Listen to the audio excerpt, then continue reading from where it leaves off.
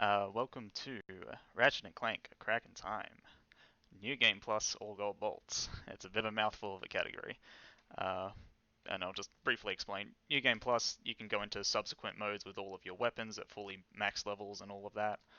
Like, Dark Souls kind of stuff. And all gold bolts, you have 40 collectibles around all the maps in the game, and you got to get all of those before finishing. We'll start the run though. Countdown 5, 4, 3, 2, 1, start. And in this load screen, I will try and explain what's going on here. So this is a bit confusing to those who have played the game and those who haven't played the game, because I'm starting 3/4 of the way through the game. What I've done prior to the run starting is file manip, where what I've done is I've hit a challenge mode option, so the New Game Plus option, and I've made it overwrite my save and go to start basically a new save halfway through the game. This means that I have like an anchor point where I can go back through the game, get some gadgets and some gold bolts early. That's my controller messing up a little bit there. I can fix that. So I have an anchor point halfway through the game that I can teleport back to. And this will be useful because the route goes all over the place. None of this run is done in order except for the final boss. And speaking of gold bolts, here is 1 gold bolt, 39 to go. So this is Clank. He is a lunchbox. He does not have many movement capabilities other than flapping his hands. But what he can do is solve puzzles, except, we're in New Game Plus. We're allowed to skip puzzles. And unfortunately, none of the puzzles are faster to do legitimately. The skip option takes about a second and takes you all the way to the end of the puzzle. There is one trick I want to show off later on in the run. We're going to try and skip a cutscene here. No. Oh well. It's a bit tricky. So going on what I was saying earlier, this is not the first section of the game. This is the second Clank section of the game. And the reason we're here and why we file maniped before the run starts to get to the 4th one, teleporting back to the 2nd one, is that we need a specific gadget called the hover boots. And they're useful on Ratchet, who we will shortly start playing as. The hover boots are just, they're sort of like roller skates, and they're fairly fast. They're the best form of movement, pretty much in the entire game. And we're just going to take a death abuse here. Oh, I might not have hit the trigger. We'll see.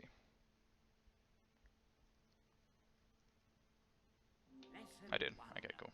That just saves some in-game time, but it's also like the same amount of time, real time. And yeah, this game is timed in in-game time, but we'll be focusing on the real time just for the marathon purpose. And same thing here, another death abuse, it just skips dialogue. So yeah, we're getting the hover boots early, and we're going to be taking those back through to planets where we normally don't have the hover boots, and that allows us to sequence break quite hard, saving a few minutes, and allowing us to get some gold bolts that normally we shouldn't be able to. And that's the fun of this route. Since you don't do anything in order, you get to have a lot of fun with mechanics that normally... Nice ledge grab.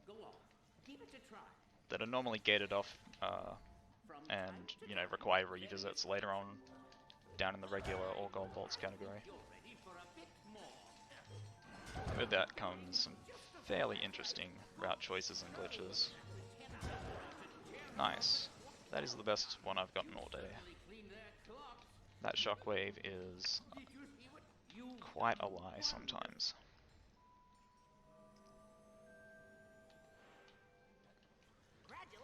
Alright, we're gonna get the Chronoceptor for real. That was just a dream sequence. Bit of a tutorial thing where we meet our father for the first time. If you tried to follow this story through this run, you are going to have a very bad time. But I suppose if you want a little bit of a, you know, a blurb of what the story is, our lunchbox here has been captured by Dr. Nefarious, the best villain in the series. And he has found his destiny to fix a trillion-part machine that, you know, keeps time. And so we go on our merry journey around the Great Clock to fix it. While Ratchet is panicking because he's lost his lunchbox and he really just wants it back. He's not going to stop at anything. He just wants to see Clank again. And yeah, these are little flappy things here. So what I'm doing is I'm jumping, I'm gliding, I'm cancelling, and I'm doing that 3 times because we have a triple jump.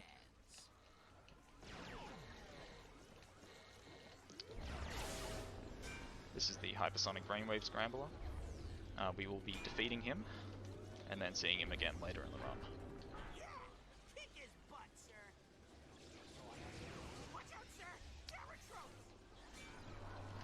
The best way to do damage to him is through the shockwaves.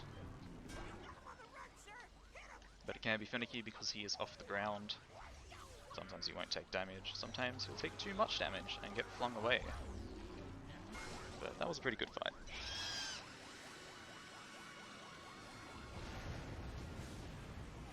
Hypersonic Brainwave Scrambler, scrambled.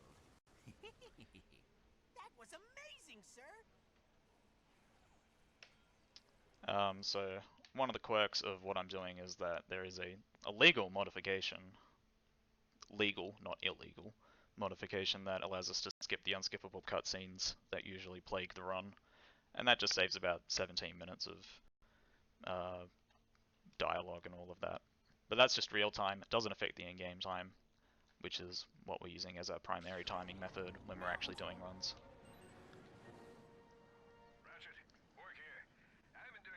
And so we're heading off to Molotov. We see our ship before we see Ratchet.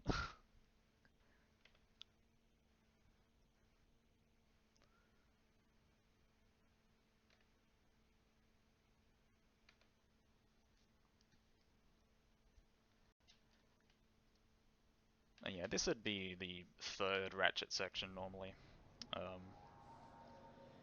Because normally there is a tutorial sort of planet and then a boss ship that we go to defeat. But here we're going to just take the quickest path we can to get our trusty hover boots. Nice. That just skips a little section there. There's a few neat ledge grabs that we do throughout the run. Some of them clip us through walls, some of them... Oh, that's unfortunate. See what else you can find. I'll be in touch. Gonna be trying to skip a cutscene here. Nice.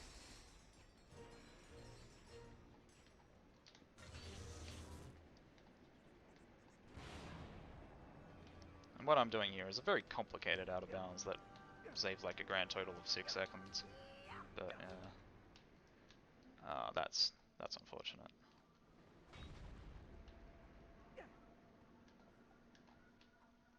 So jumping around some very precarious terrain here. You wouldn't know it, but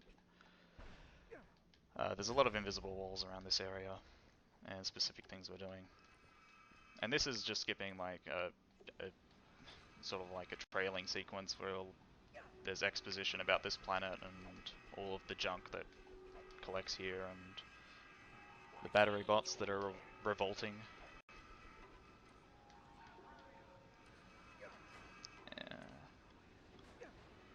So we're going to do these, get a... that's unfortunate. Normally those crushes would open up once you've done the normal gameplay section here. But double jumping in this game has a lot of leeway, Maybe I can I would figure say, out a way to fix it myself. compared to other games. Like, try and do that in Ratchet and Clank 1, you're not going to get halfway around those crushes. Yeah, that just skips a little puzzle, getting battery bots and putting them in slots. In our first combat section, short-lived because we have the buzz blades. They are auto-homing and do millions of damage. Okay. And this is a grind rail section with Azimuth.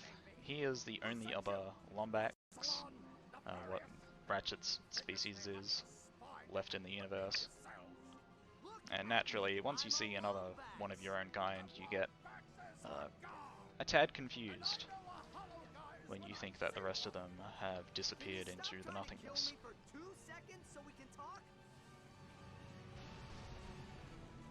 Yeah, this is just an on-rails, literally, sort of section.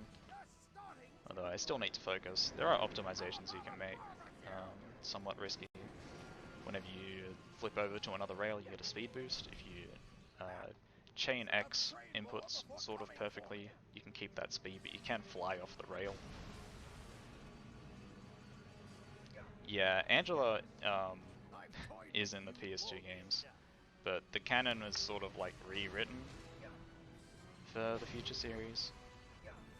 And she's like referenced in this game, like there's no need to think too hard about her. Removing cutscenes, well I won't go into that right now, and it's a bit complex. But basically the game operates if it doesn't have the movie files. Like it just passes by and then goes, oh okay, well we'll just take you to the next gameplay section. Learn how to outmaneuver him.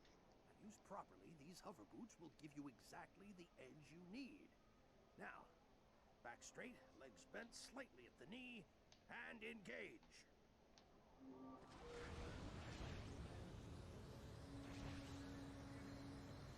Here's something called Azimuth Escape. Wonderful.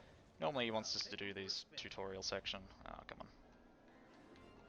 If you want to turn, just shift your weight. Come on. Take care of the rest. You're killing me here. I was having trouble with this in practice as well for some reason. But we skipped the tutorial. Most of it anyway. Still got to collect these flows. And what I've done there is a trick called a double jump. From a standstill, you can jump twice with the hover boots. While moving, you can't. So you got to space out like neutral inputs to ensure that you get 2 jumps out of it, and then you can carry some speed over and allow you to make gaps that normally you couldn't. And that is our second gold vault, I believe. Yeah. And we're going to get that even though we're on a timer. And there's our third one down there that we'll be collecting soon. That was some of the finest hover booting I've ever seen. Nice work, Ratchet. Okay. Jumping off the ledge. Here we go. There are 40 gold bolts in this game, which makes it the only future game that has 40 gold bolts. Because Todd has 32, and Nexus has 12. All of the original games have 40.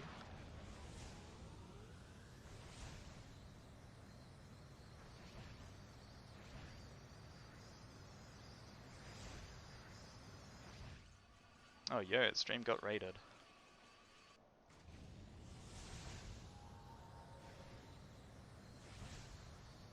Much appreciated. I hope you're all... Well, I hope everyone's been enjoying the stream so far. It's been a good 13 hours of runs, yeah.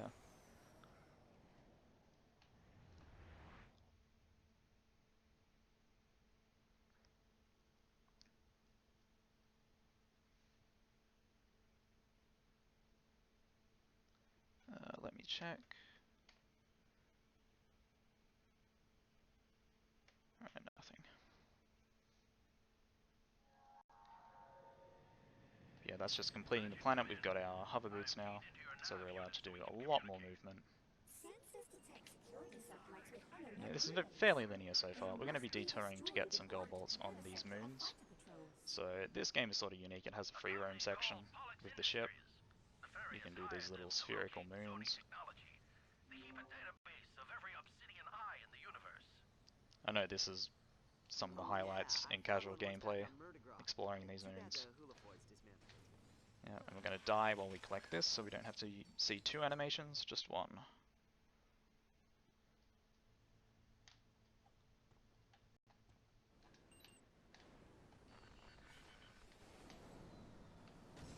And this one has, this sector, Vela sector, has the most gold bolts. It has 4. Other sectors usually have 2 or 1.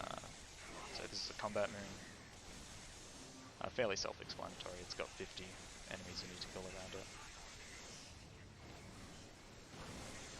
As part of just like curiosity, I went through some of the scripts for the game a few weeks ago. And these moons are a bit of a mess. Because there are some parts where you'll be searching all around this like tiny moon for just one enemy. And it turns out it's been following you just ages back, because it has an aggro range of pretty much the entire sphere. You know, that's sort of happening here. I don't know where they are.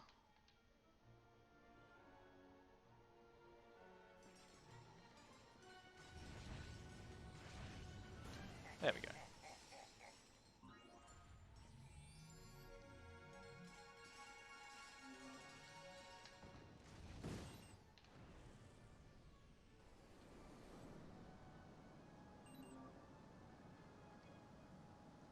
Some of the moons are complex, the others are just sort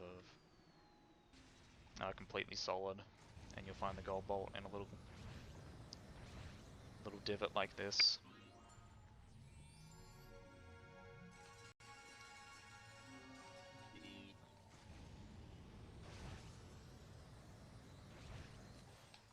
Part of routing is trying to find the most optimal ways to go to all the moons, and that's more important in regular old gold bolts or collectibles, where you need to collect multiple things at the same time.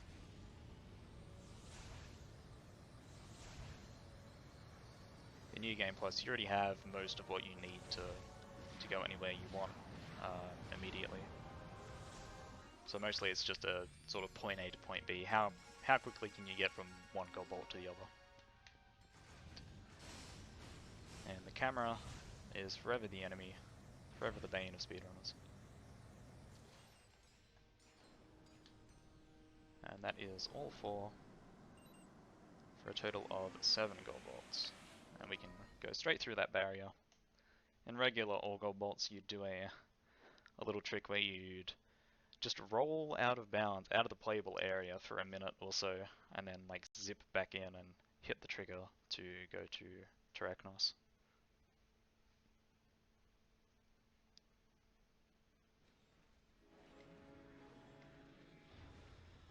So here there is a fairly difficult trick called Spaceport Skip.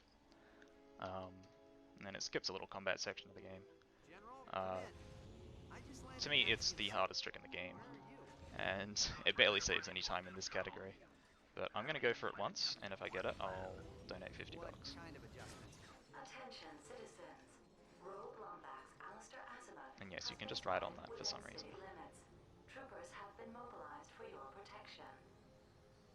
Don't worry, I have a plan. Just get to know This is already majorly out of bounds. And we're just gonna go even further.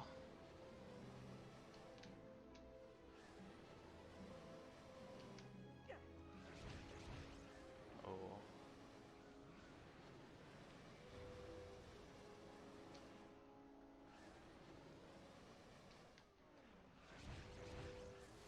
Okay. Little setup I need to do here. Okay. Ooh. It's gonna be close. Okay, that's the hard part. That double jump is very precise.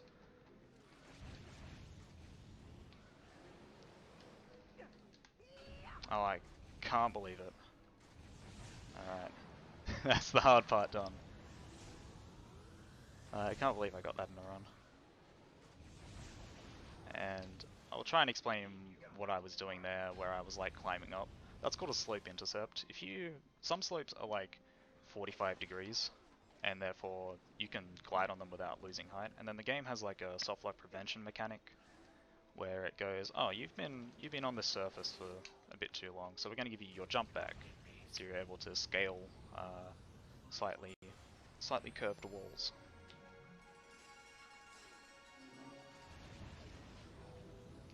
And there, that's a goal bolt you're not meant to get. I went a little bit out of bounds, climbed up that grassy area up there. Normally, you'd have to complete a Clank section to fix the time anomaly that's over there. But we don't need to fix it, we just need to get high enough to collect the bolt itself. And there, I'm just scaling a wall to skip some combat sections. Some of this is fairly self-explanatory, like you want to get to the hover boot ramps as quickly as possible. This is not though. So a trigger hasn't loaded in properly, and I'm able to just go through that wall. It's usually supposed to be loaded. And I can glide down into this interior section. And what I'm going to do is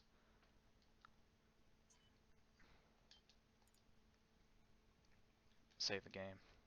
Yeah, I found that yesterday, or like realized that yesterday that I could do that.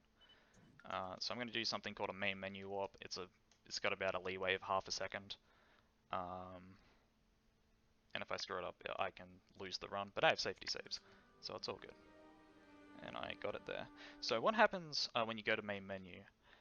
It's preloading the very first Clank section at all times. If you go into the new game option too quickly after quitting out, the game sort of freaks out and goes, okay, we need to put you into Great Clock 1 as soon as possible. So it doesn't make a new save, it transfers your old save to the beginning of the game.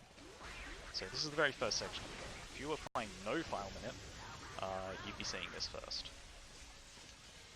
And here we are about 25 minutes in, and we're in the tutorial section.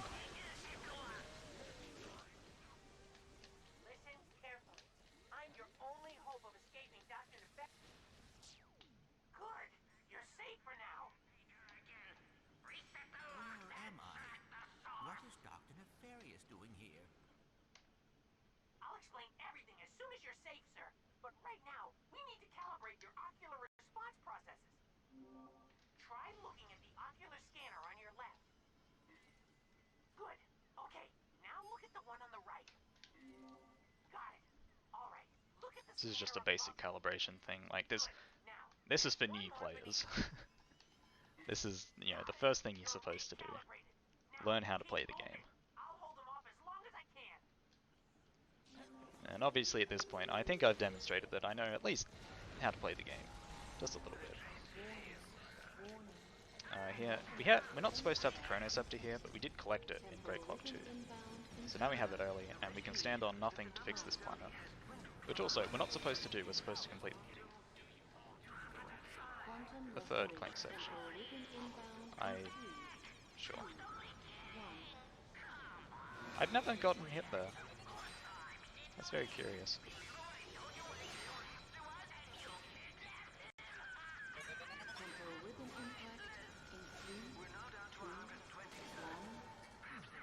This is like so like you track around the laser beam and try and fix all the little time anomalies that are gliding around it.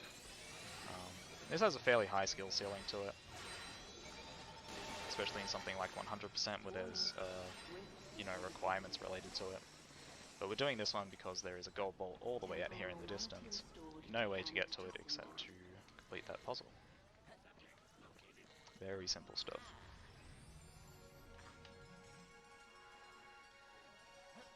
Yeah, I was hoping for a this has never happened before moment, but I was expecting it to be a bit more interesting.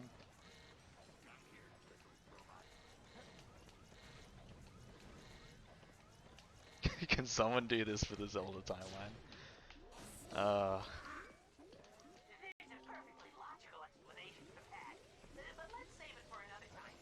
I agree, Ace. I agree. Let's go, sir. They belong to Dr. Nefarious. Speaking of which, there is a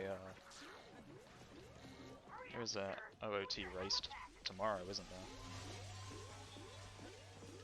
Which I am excited about. I caught the last one at PAX, and that one was exciting.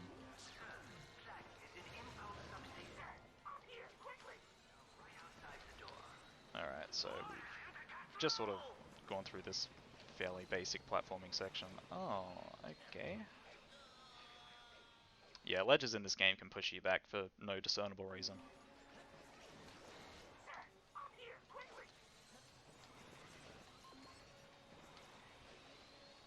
And what we're going to do here is we're going to glide in. We're here, and we've cooked out of bounds. So that specific glide that we were doing there was wedging us between two sort of collisions, two walls, and once we swung our scepter, we were able to slip down in between them. And now we climb around, skip some other platforming sections, and we're at the end of Great Clock 1, which takes us to the first Ratchet section. It's a very specific clip there.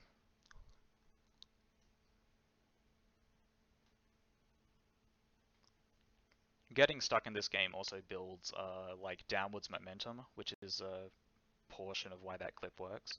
We're going so fast downwards that we sort of just wedge ourselves in between, and we just sort of shoot into a solid floor that is beneath us.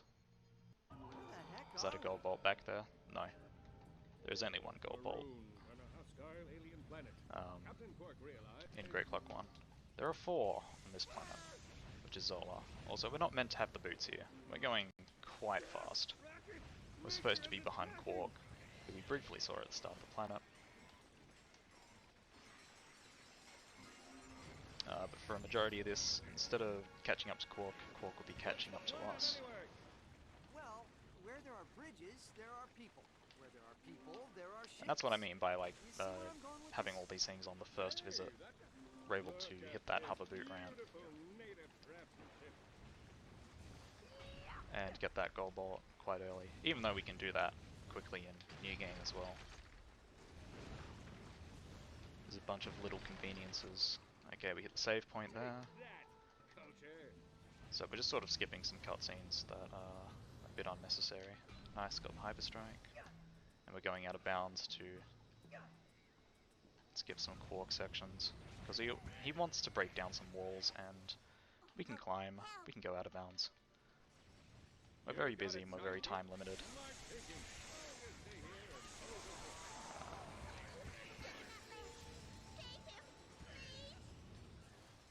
Another gold bolt here. Streamer, what is your favorite Ratchet game?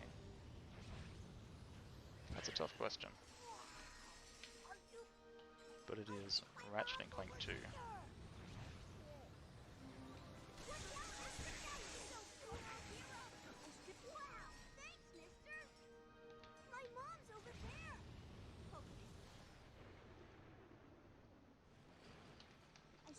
Okay, and we make the scat because we have the hover boots. You see all these things forming and destroying themselves. We're supposed to, you know, do timed puzzles with that.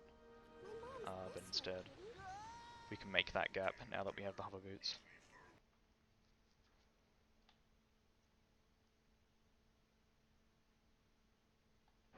I probably shouldn't have died there. That one is the only death abuse that's slower RTA, but it's by like 2 seconds, if that.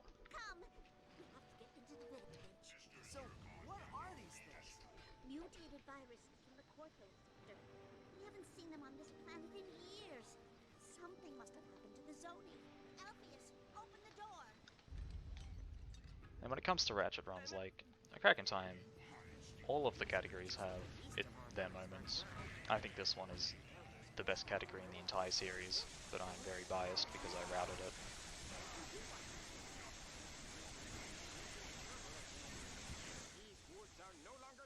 Alright, clearing out some enemies so that these fungoids can get past.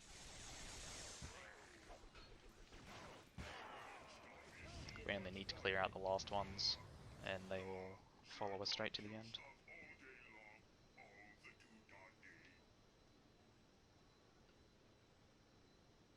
Gotta wait for the chief. And we're in the Fungoid village. And, you know, that's... Okay, got the save point. That's important. I lost 2 minutes in a run earlier by not getting the save point. That still ended up being record, so... Who knows? There's a cutscene about 2 feet away from me on the right there, but we are going to go out of bounds because Zolar is devoid of invisible walls for some reason. If you can go around it, like, sure, the game will let you. And we'll hit another save point here and die, so that some triggers get reset.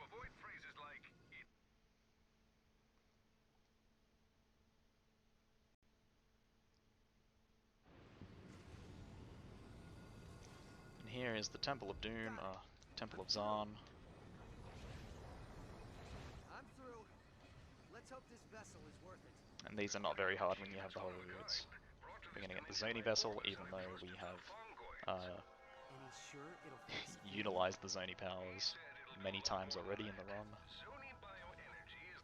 And getting that is necessary to fix our ship, which in a cutscene has crash landed.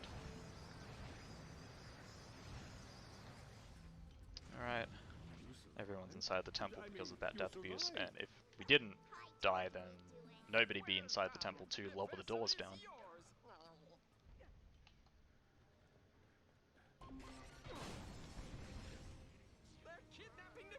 Alright. So this is our first, like, big combat section. We have to escort the chief to the teleporter at the end here and save the village.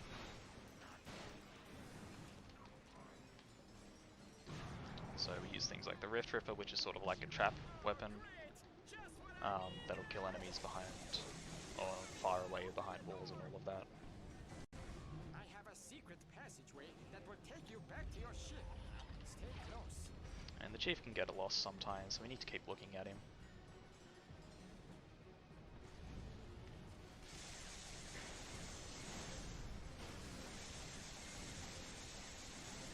Sometimes he only seems to move when you're looking at him, which is a little bit annoying.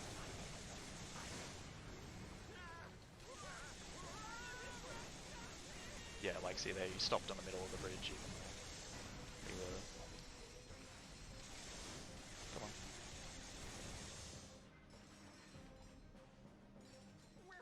Yeah, he's stopped up there for some reason.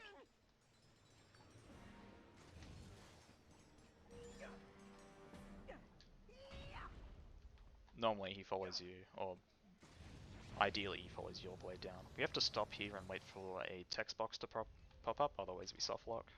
In here, quickly. There we go. This is the last. This teleporter will take you back. Quick, use this Zoni vessel to repair. And now that your we've starship. completed the planet, some of the fires have died down, and we're able to get the final gold ball.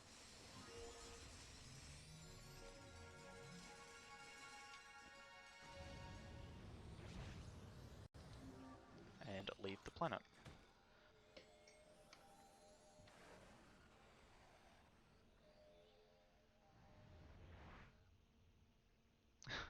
A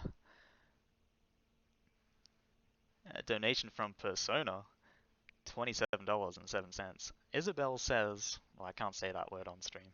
Bushfires, chipping in half your amount for the hard strat. Thank you. That is appreciated. Yeah, I'll be dropping 50 as soon as this run's done. Warning. Hostile ships detected.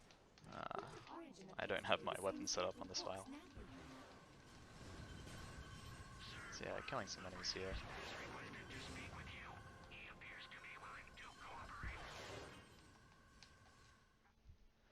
That's just a small space combat sequence, and we'll be doing one more space combat sequence later on in the run. Fox, get this guy off me.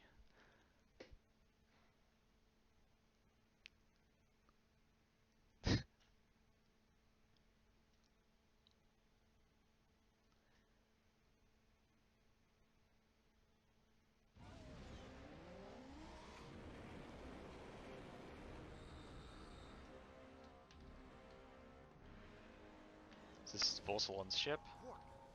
Vorsalon is a guy in a suit. A mechanical suit. He's very angry and he thinks you're someone else. And we need to teach him a lesson. Normally you don't have the hover boots here, and it's the area is sort of designed to have big gaps and all of that. But with some interesting out of bounds and some slope intercepts, like this, and whoop, that, and another one up here, we can climb onto the roof of the ship and eventually make our way to the boss room, which is all we need to do. This is my favorite strat in the game. It is only useful in this category, and I just think it's really cool gliding all the way down here and skipping everything else about this planet. Like, you can see it. You can see all of that. That's what we're skipping.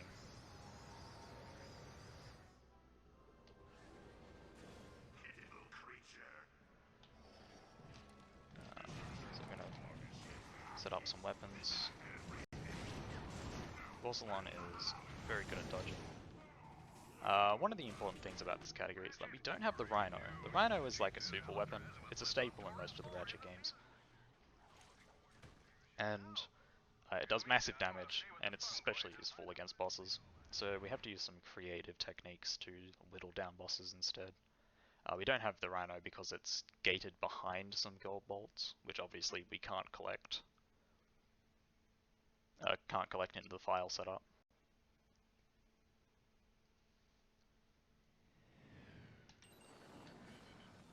So now that we've defeated him, we can access the moons, otherwise they are inaccessible.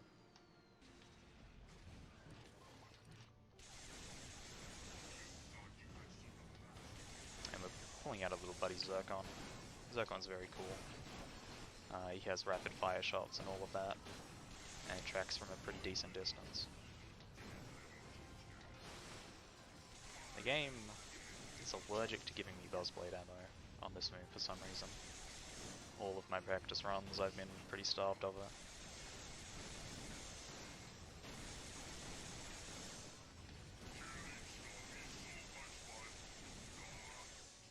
What are we at? 46? 49? Ah, buddy. Ah, there we go. Zircon coming in clutch. Yeah, Shalfik made a model of this weapon. And it's really good. It's it looks great, it's life-size and colourful and all of that. Yeah, Shalfik is a, well, sort of was a fellow runner of Tools of Destruction. Pioneered the all gold bolts category in that game. Alright, so we're going to do another file minute here. I'm making another save. Like, you don't need to make saves here, but I do so just to make sure the game has saved my gold bolt count. And then we back out to trigger an autosave, which is just good practice. And hopefully we get it.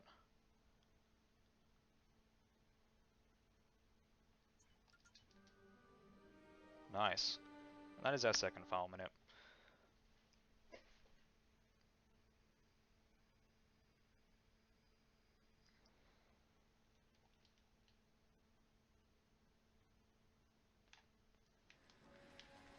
So now we have the teleporter at the start of GC4, which means we can take it all the way back to where we started the run and where we file minute to prior to the run starting. And that's what I mean by having an anchor point. Once you hit a certain great clock section, you can teleport to it as long as there is a teleporter available.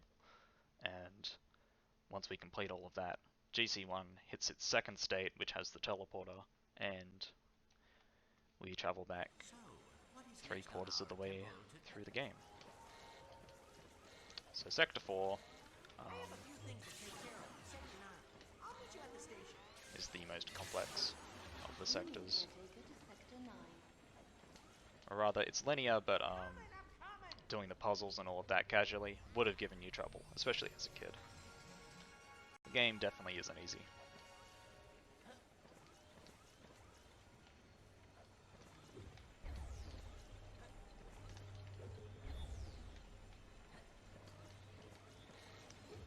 getting that gold bolt teleported us back to the start, just because there was no solid terrain.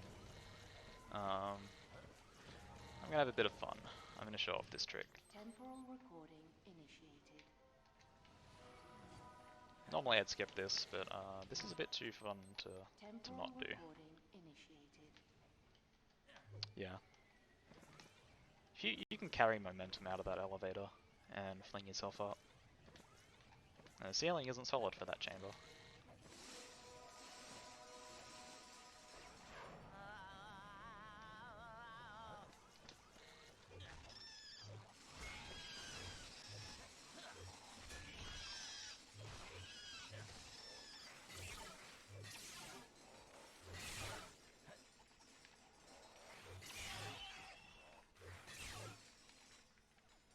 Come on. Okay. Yeah, there's a more extensive combat sections, but they're very simple. You've only got two types of enemies in the Great Clock. Do not know how to fix it. I'll fix you, evil computer. Yes, Greenish, you keep screaming my name. You mind giving this station a whack with the chronoceptor? Perfect. Yeah, this mnemonic station is a cutscene. There's no gameplay in it, unfortunately. Or maybe fortunately. How does it work? I thought I saw some strange neural activity there for a second. The station is operational. Great. Okay. On to the Orbis chamber. Last one there's a resident Malfunction zombie. detected in Deck 9 particle accelerator.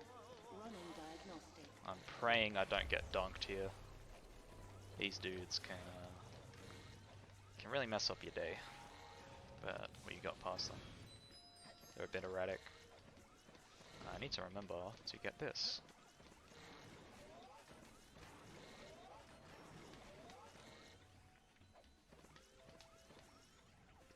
So there's a planet room here, and like what we did in GC1, we would normally complete that, except you can climb on that door frame.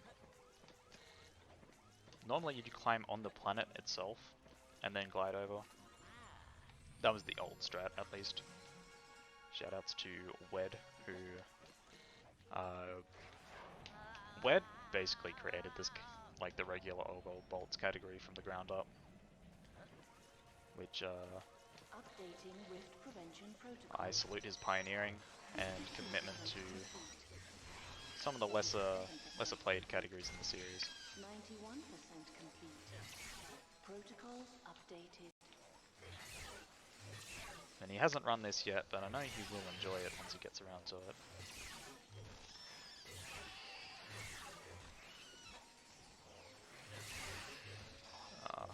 Come on.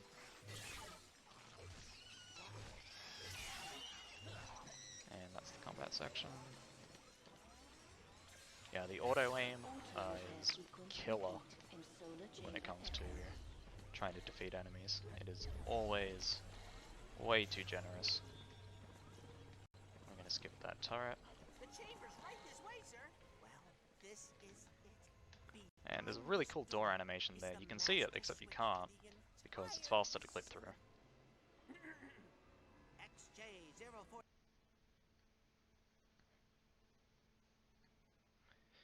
You can softlock in these games? Yeah. It's quite easy to softlock.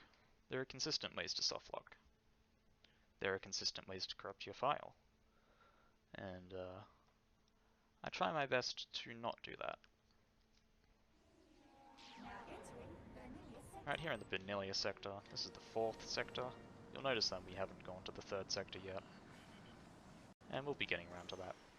Although we don't have a way to unlock it, so that's going to be a problem.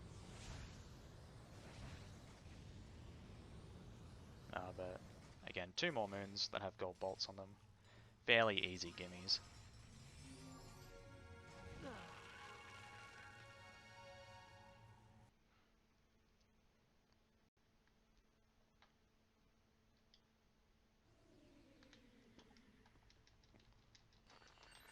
Alright. 1 more moon.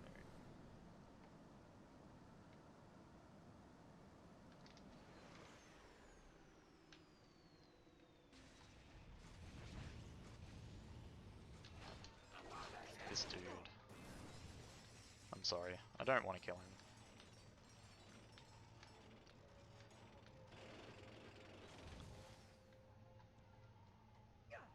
So the physics on these moons are a bit different to regular physics. Hyperstrikes in particular,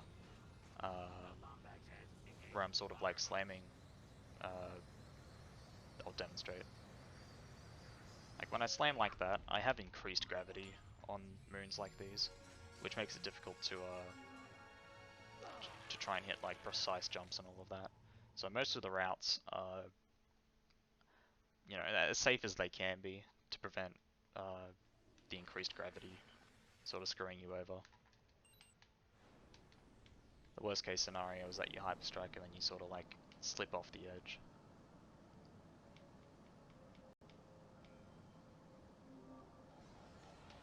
Oh, I went to the wrong one there.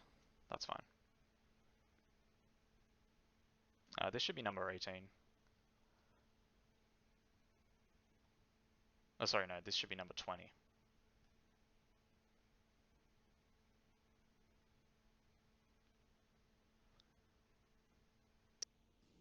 So yes, we are halfway through, and I will in fact check my goal bolt count because that's good practice. Yep, 20.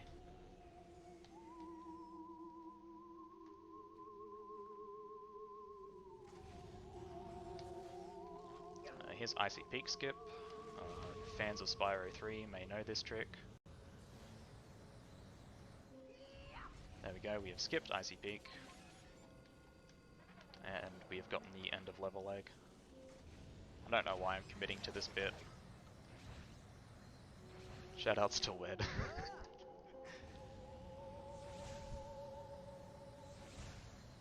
But that double jump and hyperstrike there is a lot more precise than it looks.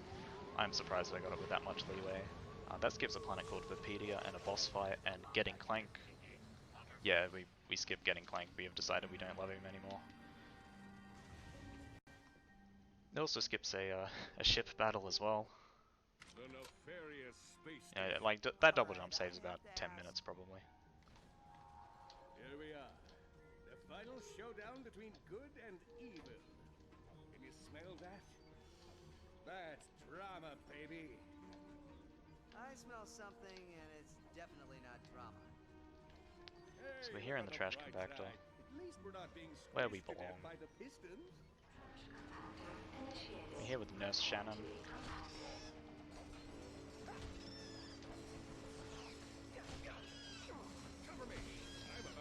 She's lovely and strong, and attractive.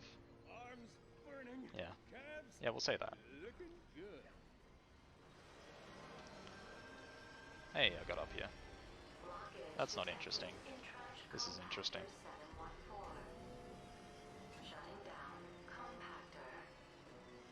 Ratchet, did you hear that? I did it! Haha! Technology! I just made you my... Sometimes I think this game just speaks for itself. That one was a little too close.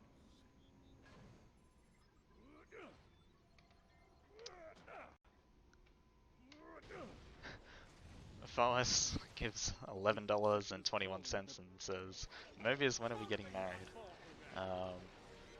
Whenever you want, babe. Ah, no way. Disappointing.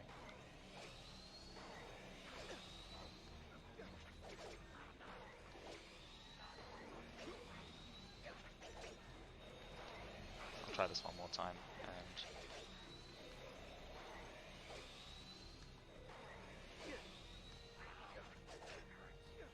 Okay, got it. That ended up being slower, unfortunately, but that door clip skips the combat section. This ledge grab also skips a combat section. And wouldn't you believe it, that ledge grab skips a combat section. And if that isn't enough combat section skipped, well, I'm about to surprise you. That skips a combat section.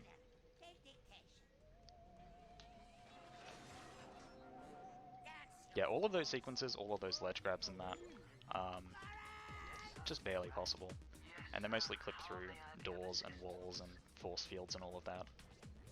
This is, like, notorious among casual players as being just onslaught of enemies and enemies and enemies. And we get to face exactly 0 of them.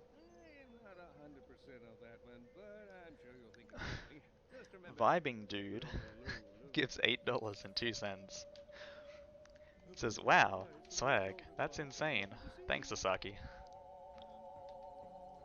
And Aster gives, holy Henry, $53.15. It says, heck Bushfires. And I gotta agree, Bushfires can get hecked. Nefarious! You didn't have to come all the way over Thanks, man. here. The hypernova defense laser is quite capable of clearing the debris. Say, would you like to test it out? Yeah, this, we're disguising as the big bad, Nocturne Nefarious, infiltrating his defenses to, destroy some asteroids. I think that's 5. I've lost count. 6, 7, 8. Yep. 9. And we're going to, kill our assistant. Sorry, bollocks. Yes, sir. Was there something you needed, sir? And instead we're going to use the laser to destroy our own fleet.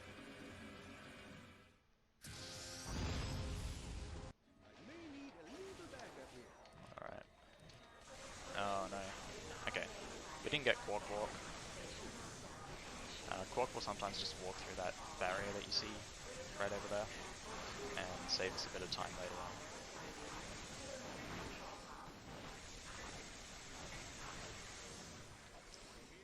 And I think I know why I didn't get it either. So that's only a few seconds. I hear we normally try and utilize the Rhino here to kill these big proto-menaces. That went pretty well though for Buzzblades. Yeah, you've heard of Quark Warp? Get ready for Quark Walk. You know, oftentimes when I say this, it results in catastrophe, but what the hey? Mission accomplished! That's the end of Nefarious Space Station. If you had cutscenes here, you'd be looking at 4 minutes of cutscenes, but luckily that's only a 25-second load screen or so now. Yeah, I apologize if you might be able to hear my PS3 fan. That's just because it's quite hot in my room and I need to make sure it's cooled down. Alright, so we have Clank now. Don't ask why. There is a specific line in the scripts that just gives you Clank permanently for some reason. I guess it's a huge softlock prevention mechanism, but it's quite useful and it will save us some time later having Clank in our backs. He doesn't do much different that hover boots already do for us, but he can high jump, which is not necessary casually, but much appreciated when it comes to breaking the game.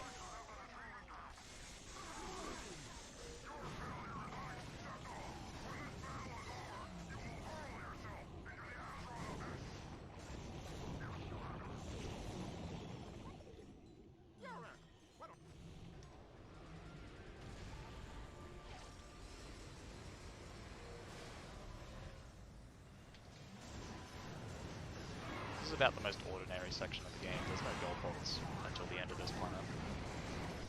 And a lot of this is just featured in NG Plus proper. And of course, it's a lot of combat sequences, because this is nearing the end of the game, traditionally. Obviously in this run, we still have a good hour or so of content.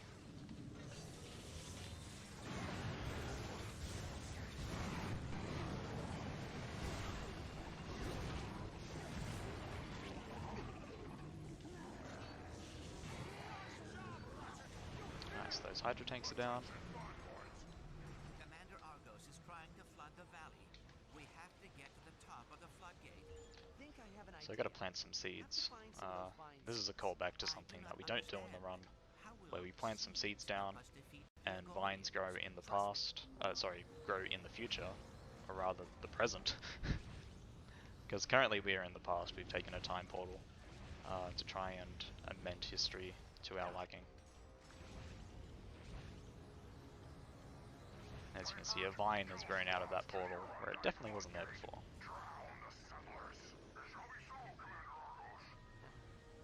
What were the chances? And that just, we need to go back through just to hit a little trigger to definitely complete the section. Oh,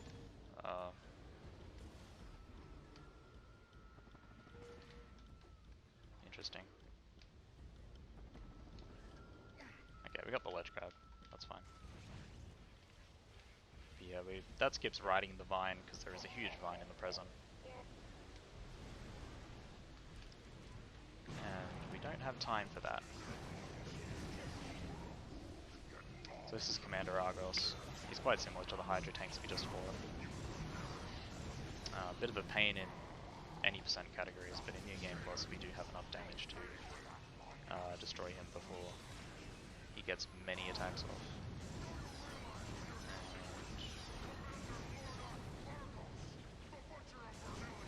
Just an invuln phase here, nothing too special.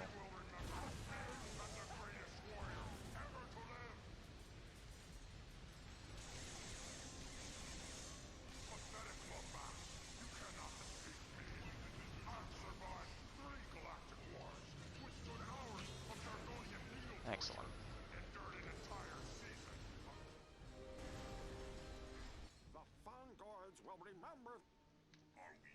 Yeah, there is a bit of combat fatigue in the mid part of the run. Luckily here we get a bit of a reprieve. And as you can see, the present day is now looking quite nice. The fungoids are thriving, and the gift that they have given us is 1 gold bolt. So that's number 21.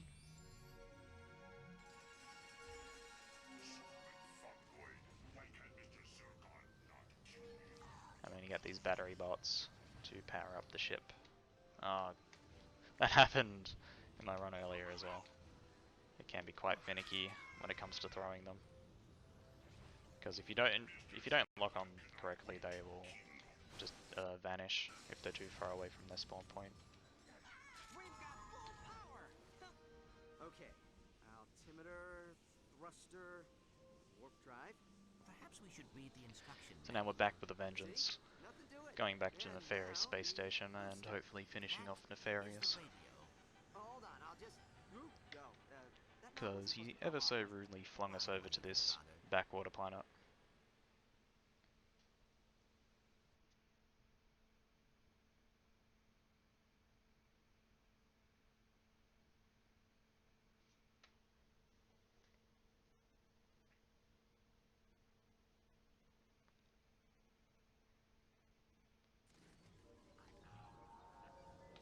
Attention, Starship Signature 909 Delta has just arrived at landing platform Zulu. Alright, All fueling pods, please initiate just gonna take a quick look at Clank. As you can see, well-rendered model, you know, shiny eyes, his mouth moves when he talks. You know, I think this game is pretty well polished. Whoa, whoa, whoa, whoa.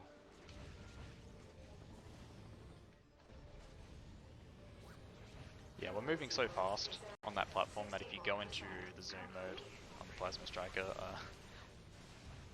your camera is behind you and you can see Clank. I've been waiting a long When do you go back in time and strike him on the head? That is on Xanathar. But we don't even do that in this run. We go to Xanathar for 1 gold bolt and then skedaddle. So here is the penultimate boss, Nefarious.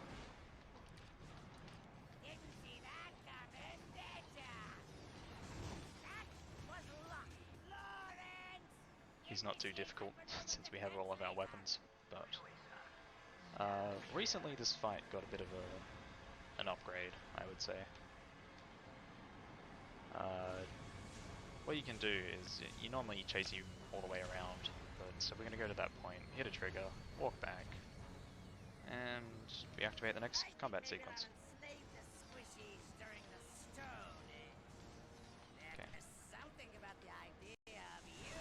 And this sort of messes up the fight. You see how one laser wall is there and then the other one is just chilling.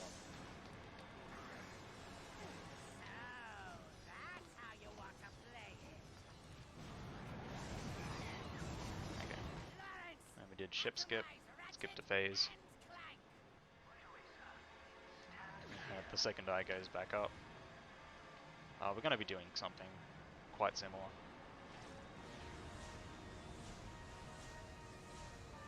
Again, hitting that trigger. This laser doesn't do as much damage as you think it does, especially if you jump off the ground. We're just going to go a bit safe here. Normally we chase him around again, but we can deactivate the laser and activate the ship. So you see that ship that's following him there. That's where our end point is. That's what triggers the final phase of the fight. We've hit the initiation for it, but we're not going to follow it. We're just going to stand here. And hey presto.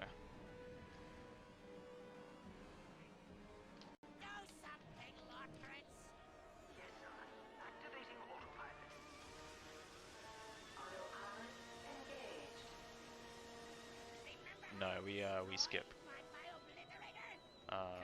Skip Cassiopeia.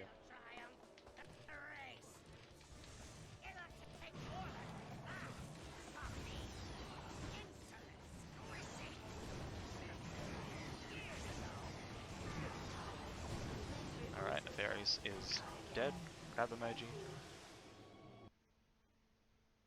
But the big bad all along was never Nefarious. He was just misguided.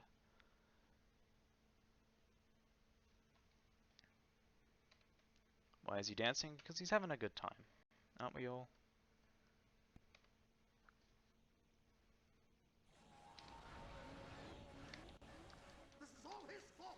Yeah, the real big bad was Azimuth. You know, the only other like species that see exactly like us. Who could have seen that coming? Certainly not you, the viewer, because you have only seen him for about 2 minutes of screen time. Anyway, we beat him to the chamber. Oh yeah, right now Ratchet's dead. Like, canonically dead. He's alive now. There is no emotional gravity to anything that goes on here if you don't see the cutscenes.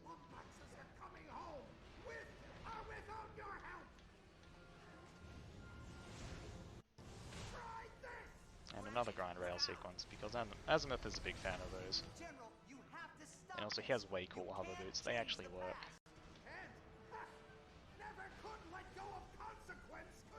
Okay.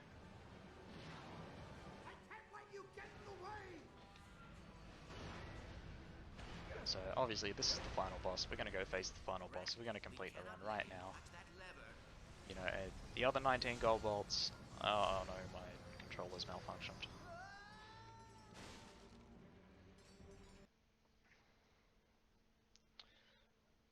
Well, since my controller malfunctioned, I guess we're not going to defeat him, we're just going to do something else.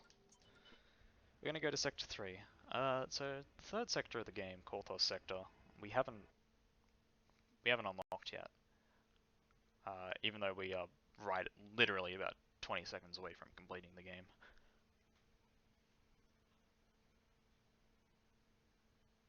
Yeah, so this is I think is why I think this route is genius.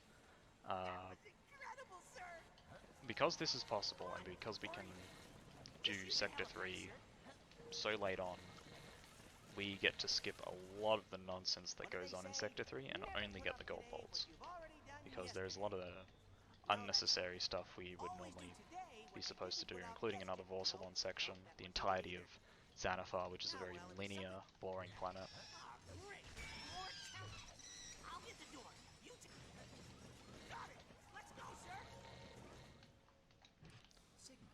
Why am I not affected by altered time? That's your quantum actuator at work. It provides temporal. But yeah, this is quite like the other 3 sections we've done. We're just trying to get to the end as quickly as possible so we can get to the next sector.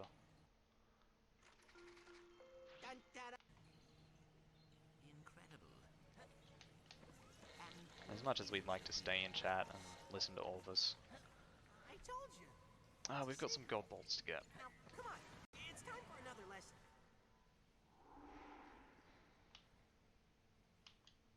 Yeah, can you not do that in chat? Thanks. What am I learning this time? The clock's primary function is to That's maintain unfortunate. temporal normality. When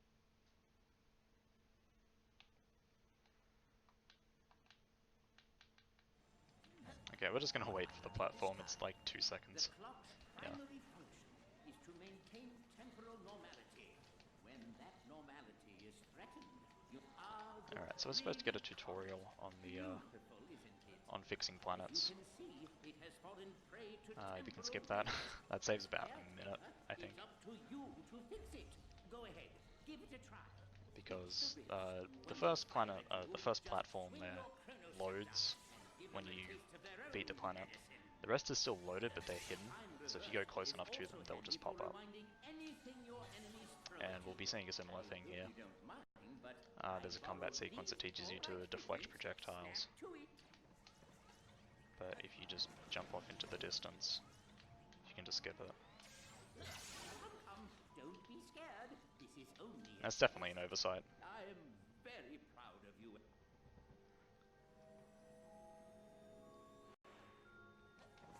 Welcome back, sir. Are you ready to repair time? Ready as I will ever be, Sigmund. May I ask, what is the Waiting for doors, waiting for Sigmund. Sigmund's very patient, we are not. This is one of our We have plans. things to do. Your first task Time to fix. is to repair the damage caused by Dr. Time anomalies detected on planet Quantum. Alright. Needed to kill that guy because he will disturb us on the planet if we don't. Quantum rest temporal ribbon inbound in 3, 2, 1. Comparatively to the Jisundu one, this one's very relaxed. Although we don't have all the power-ups available. 1. Nicely done. Temporal ribbon impact in 3, 2, 1. There's only 3 waves in each, which makes them short.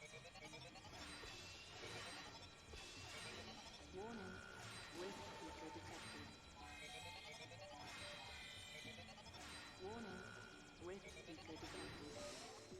Like, for comparison, the 100% skill point is 30 waves, Temporal normality which is like restored to 4 planet minutes Quantum. continuously, and it gets pretty hard in the later stages.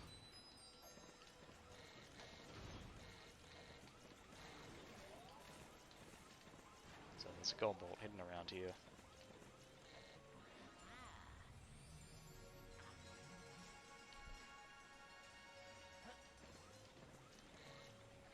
How long does it take to get this good at the rift stuff? You just gotta be born innately good and talented like me. Initiating auto repair sequence on Fission Streamer Tango. I came out of the womb a world record speedrunner. Time anomalies detected on planet Torren 4.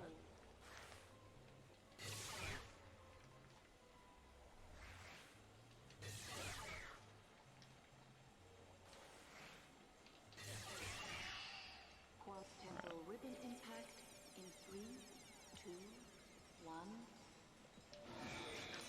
The perfect rift rip that looks like this. Sweet mom said. Temporal ribbon impact in 3, 2, 1. That sounds about right. Yeah, this is actually important. We need to complete this because you may remember how this planet looks from some of the loaded screens, or the beginning of the run. This is planet Torren 4 / Molotov Fields. There's a gold bolt hidden in some time-stuck debris. Since we've completed that, that time-stuck debris is now eliminated, and we are able to collect the bolt. So I'll be revisiting that for about a minute. Quite late on in the run, just as a cleanup procedure. Here you go, sir. So again, more combat sections we can skip. Clock welders dispatched to primary chronosphere. I'm telling you, Wed, I'm telling you. I knew that would happen.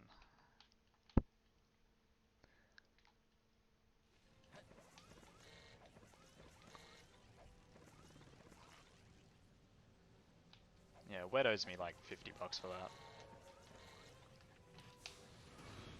Those clips are impossible. Sometimes they'll just send you through the floor.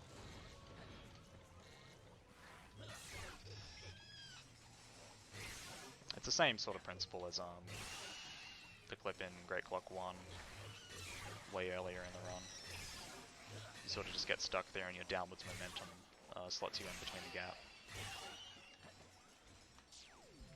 Doors open, sir. Okay.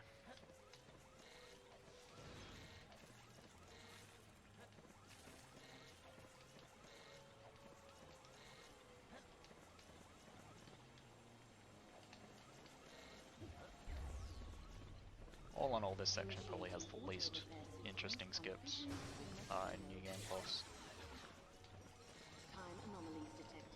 In regular old gold bolts, there's a lot of specific things that you'll need to do to bypass some of the puzzles.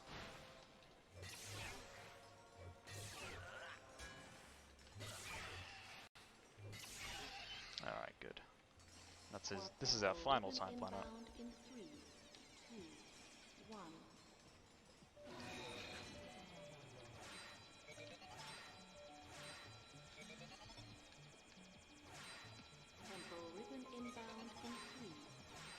We're looking primarily for energized power-ups, the light blue ones. Those ones allow us to kill all of these more powerful time anomalies in one hit instead of waiting 3 seconds. So like this.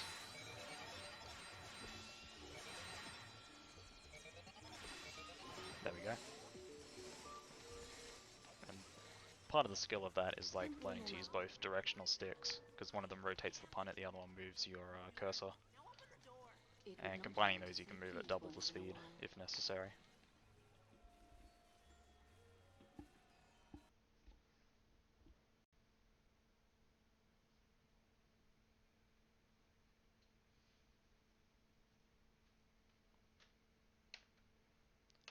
So we're coming up on the only other boss, or the only ship boss we need to fight. Libra. So I load into this sector and we're instantly flung into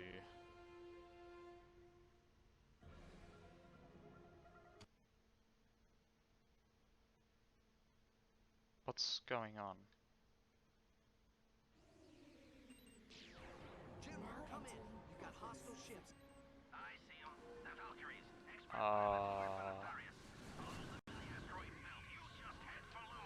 That wasn't supposed to happen. I have no idea what that black screen was. Everything seems to be fine now, but I genuinely thought like that was a completely new soft lock. I'm wagering that like Ratchet spawned and he just fell and died. That's my only explanation. Like Ratchet spawning instead of the ship. Oh, I'm so confused. Okay. Yeah, so I flew into the sector and then it just faded to black. Captain is down. I repeat, Captain is down. I'm going to assume that everything's fine. And if it's not, well, we'll find our way around it.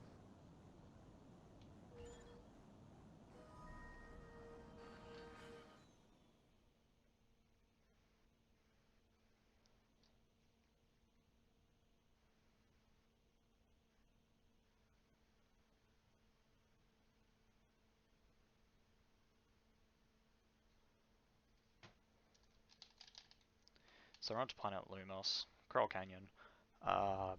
This has 5 gold bolts, which is the most of any individual planet. And 3 of them are in these caves right at the start. They're in pretty quick succession. What I'm going to do is somewhere in these caves. Follow me. I'm going to get out of bounds here with a ledge grab. You know, not the first case that we've used a ledge grab to our advantage. I'm going to high jump here. Yeah, a little bit safer. Lost a bit of time on that in practice. Got this gold bolt. And this is behind a wall of poison ivy, as you can see there. We need a gadget that we don't collect in this run to destroy the poison ivy.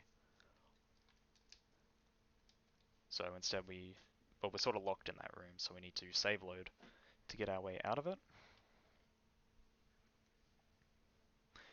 Oh yeah, Azimuth is friendly again, because of our massive sequence breaks. Oh yeah, Azimuth, he's the good guy. He's always been the good guy. What do you mean that we were just about to fight him? That would be the Omni Circle, which we get on this planet. And that's necessary in regular all gold bolts and NG plus no file minute. In this category, not so much, because the 2 required, I'd say required uses, can be skipped. A second one is on a moon in one of the later sectors that we'll be going to.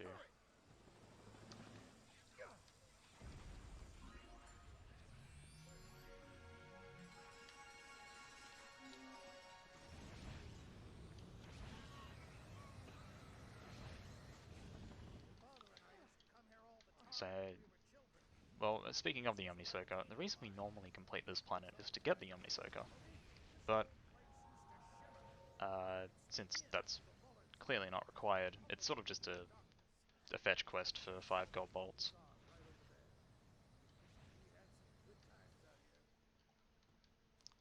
And this is number 4.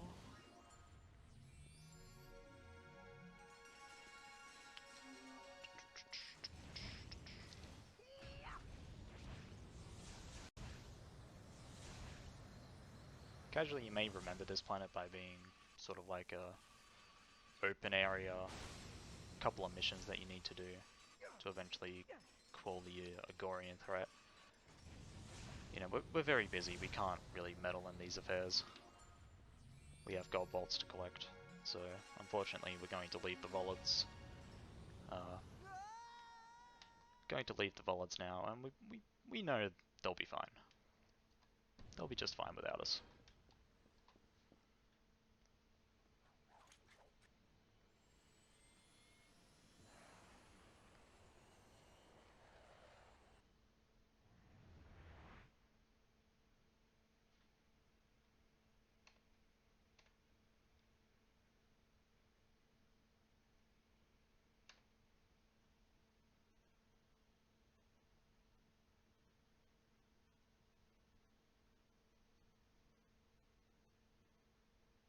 For some reason it's loading the cutscene here.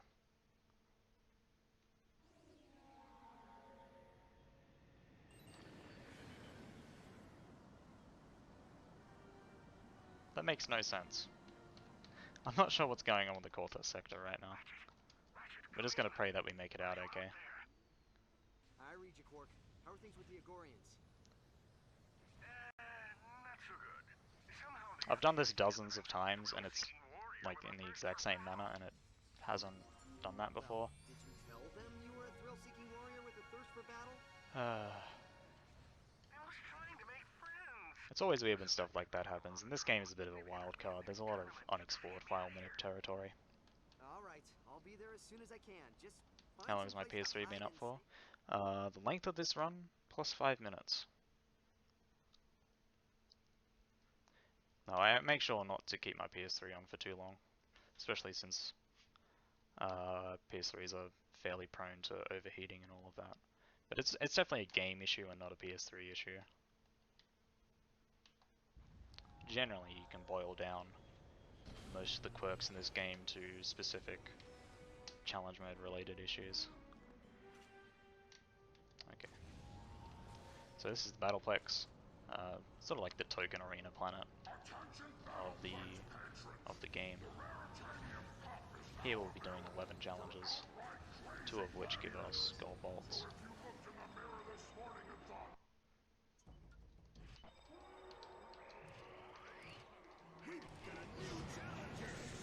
You know, this is a very stock standard sort of affair. You defeat all the enemies, progress to the next wave, all these things. Some of the challenges have like quirks, variations, using a specific weapon, being limited to not taking damage. Those come later on. This is more of the generic challenge stuff. Of course, our best friends are Zircon and Fred. Yes, this space monster is canonically called Fred.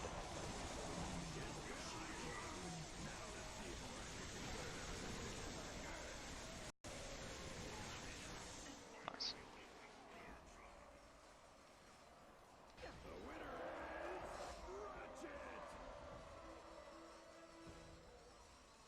Yeah, this one is like Dread Zone.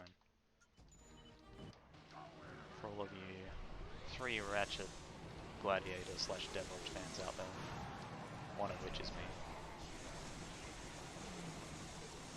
Shoutouts to Australian runner Dan MCD, who managed to take a record of the Swedish god himself, Muckerman, in Ratchet DevOps. Even if that was short-lived.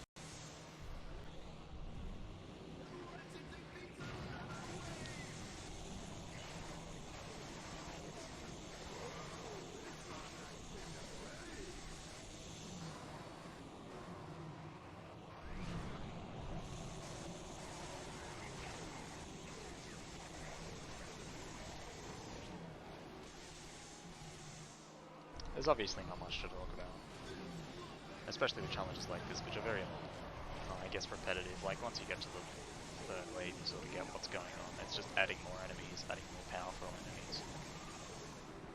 Yeah, the added hostility here is the flame panels and the buzzsaws and all of that.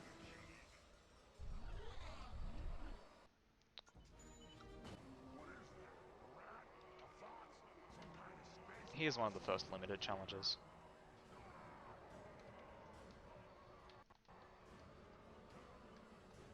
We need to return these bombs to sender. That's our sender.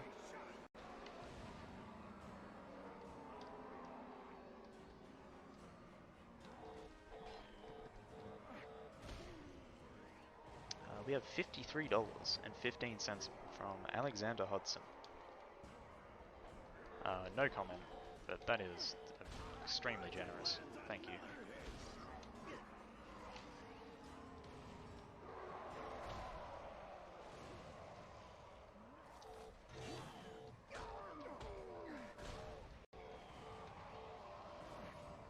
That went through the floor. Because bombs do that, you know. Oh yeah, the Agorians can kill their own enemies. Kill their own friends.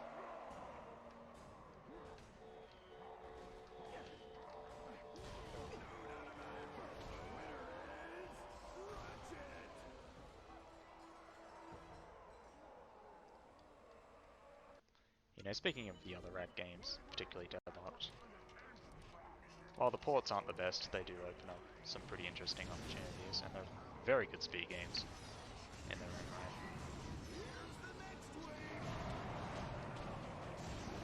So here we're doing a bit of strategy here instead of using the buzz blades.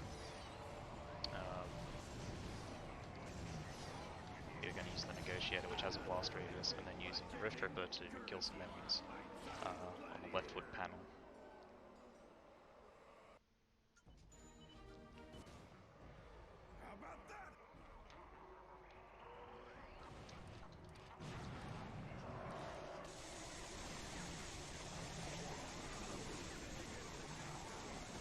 Here we have Quark with us. He's not going to be doing much. Despite being the universe's greatest superhero, he has continually proven himself to be worthless in the field of combat compared to the mighty Mr. Zircon.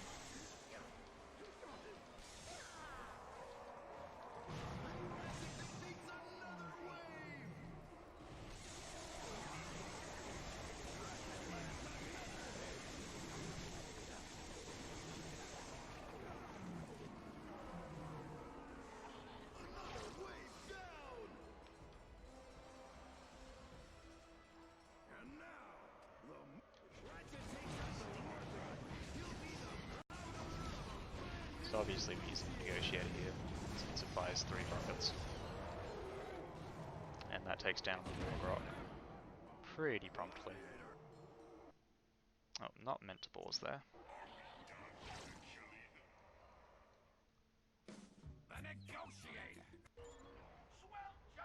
That old no-file minute muscle memory coming in.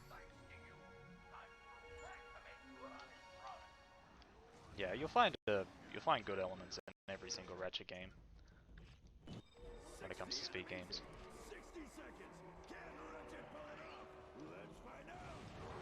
For example, I focus on the Future series, so that includes Tools of Destruction, Quest for Booty, this game, A Crack in Time, and Into the Nexus.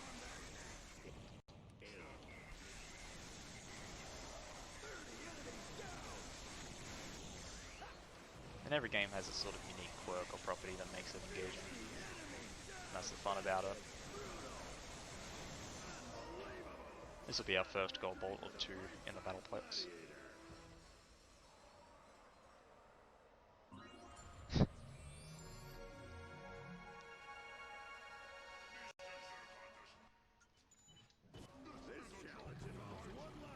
And, you know, you can meme on All for One FFA, but they do have elements that are interesting to some.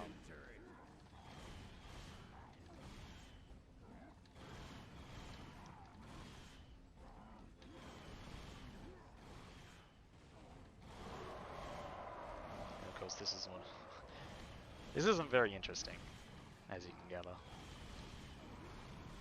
We are just destroying some of the cluster bombs that have been thrown at us. Progressively more and more get thrown.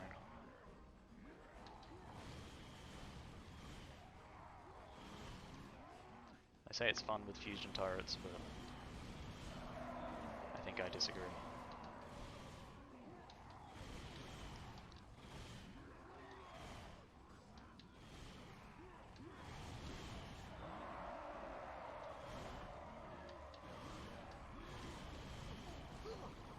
Got hit.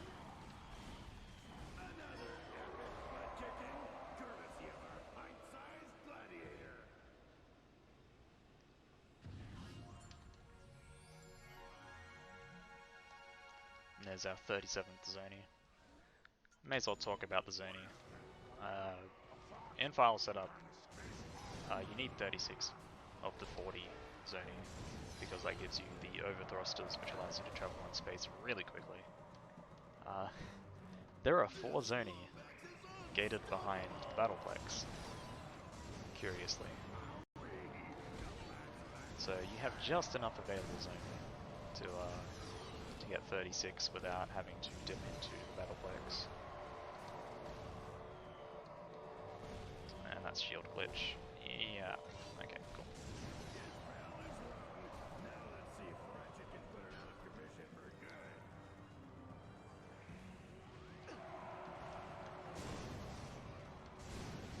And if you can't tell, this mission is Negotiator restricted.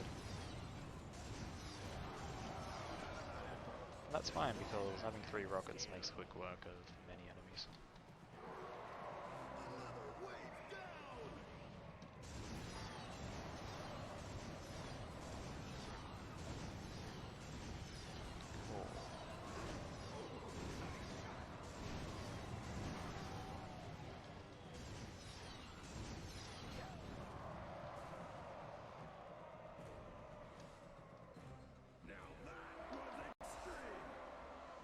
Quick negotiating.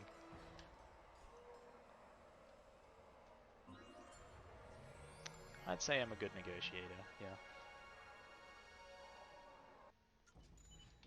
You know, most people are good at negotiating when they have a rocket launcher in their hands.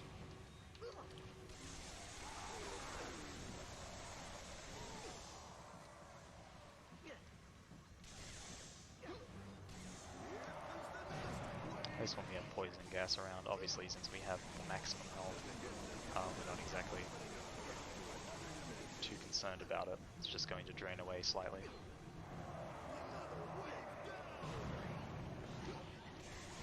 This is only a 3-wave mission instead of a 5-wave one.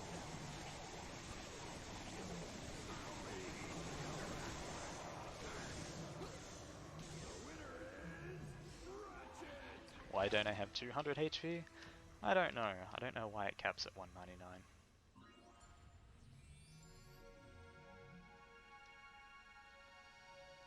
At least I don't have 999 like Tools of Destruction. This is our second boss. You may recognize this from Gimlick Valley. Like, this boss is reused later on, and we fight two of them at once. So one of them is not. One of them is not much of a problem right now. Yeah, we can take damage and take out the Versafuse.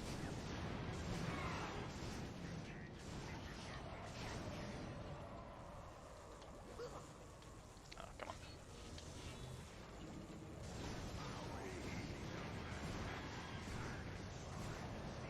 Alright.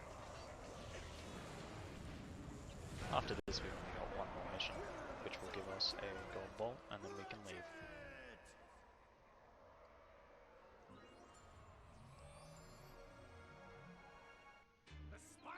This is obviously the most tedious part of the run, clearing these challenges.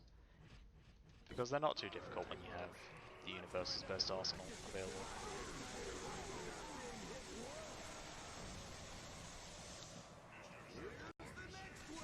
This is untouchable, you can't take a hit.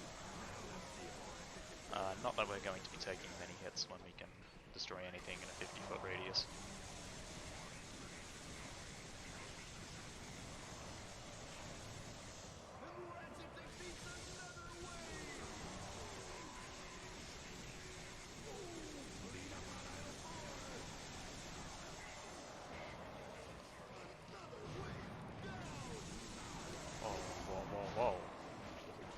That dude locked on. I can't believe I got hit. That's pretty funny.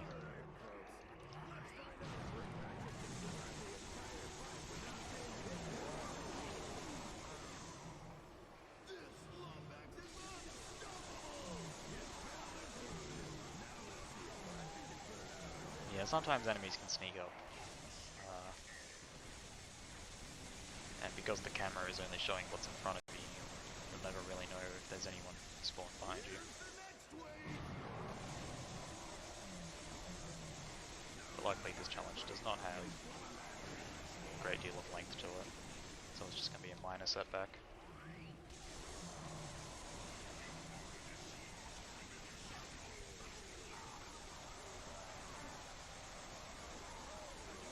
We'll make sure to keep our distance.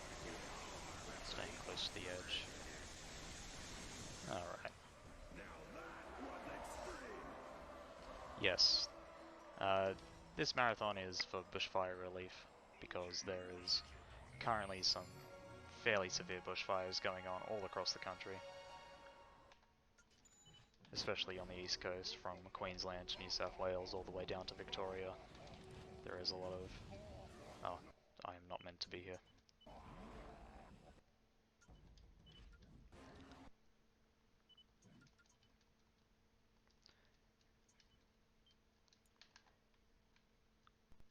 Yeah, there is a lot of bushfires going on across the east coast, and this marathon is attempting to get some money raised, giving it to the Australian Red Cross, who can effectively try and support many of those in need.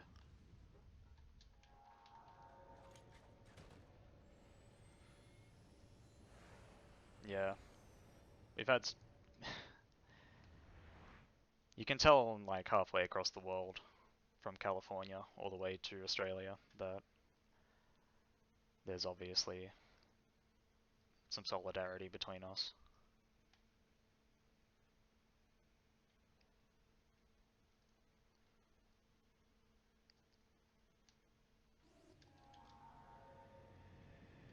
You know, we need all the support we can get.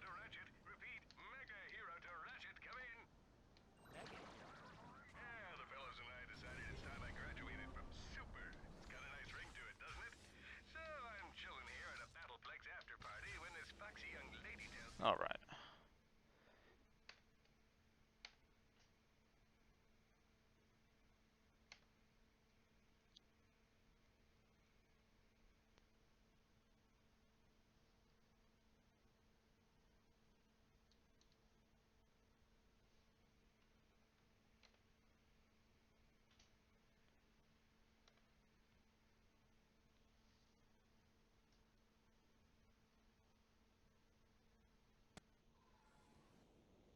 I've made some fairly moderate mistakes in this run, but I think we'll still be fairly below estimate. Still a lot that can go wrong. We have one of the hardest planets coming up very soon. This double jump is no joke either. Definitely one of the harder ones, especially in 80%.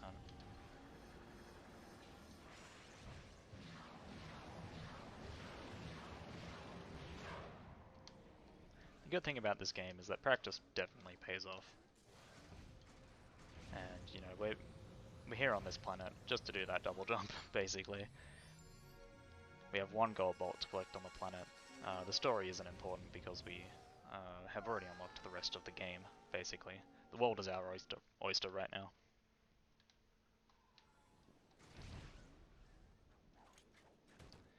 And as quickly as we came in, we are leaving.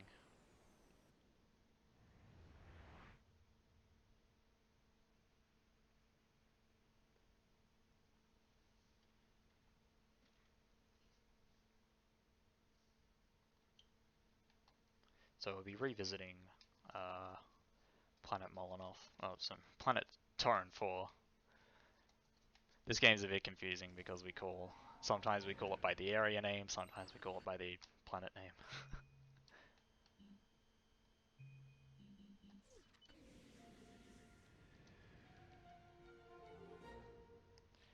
Because I mentioned back in Grey Clock 3 that one of the planets we fixed unveiled a gold bolt for us to collect.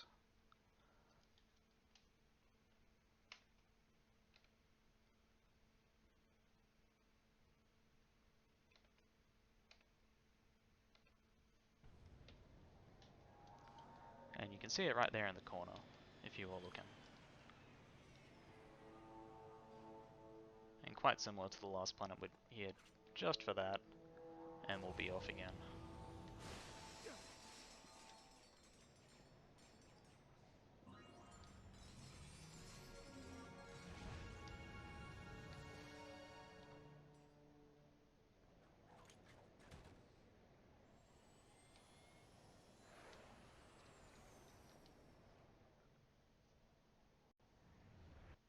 So one of the things about this run is that we've gotten right to the end, and so many of the triggers or the barriers around like certain game content have been uplifted partially, and that means we can sort of breeze our way through things like boss battles that would normally blockade us from getting to certain planets.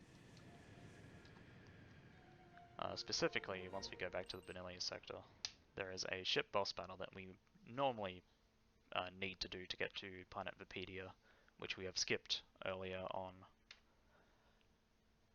But since we're going back now, and we've completed Nefarious, the zone around it that prevents you from getting to Vipedia early has been sort of lifted, so I'll trigger the fight. But instead of there being a huge wall here, we can just access the planet instead of fighting. Normally that would be disabled.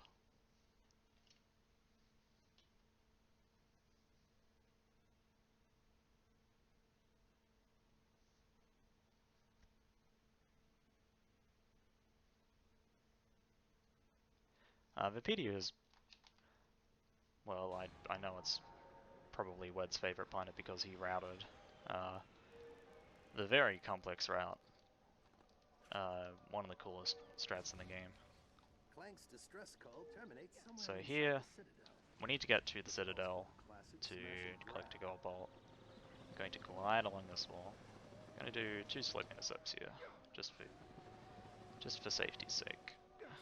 Alright. I'm going to high jump.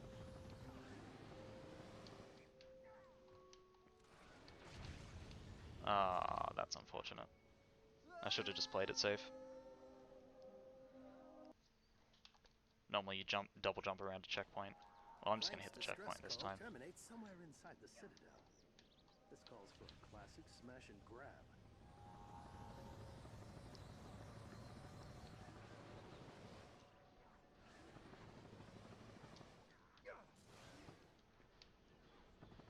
It's a very long-winded sort of sequence of events.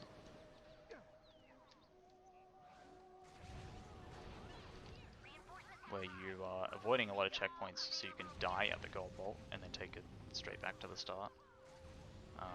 And that's mostly a real-time sort of time saver. When it comes to in-game time, it doesn't matter too much as long as you execute it quickly. So yeah, we'll get this gold bolt and save load to get back to the start of the planet.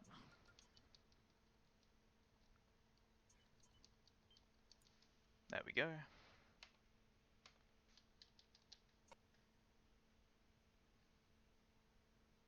Normally to get to that point you'd have to do the entire beginning section on some floating rocks and 1 or 2 combat arenas as dictated by one of the bosses on this planet, who we won't be fighting, who we can't fight, because if you do so, you crash the game.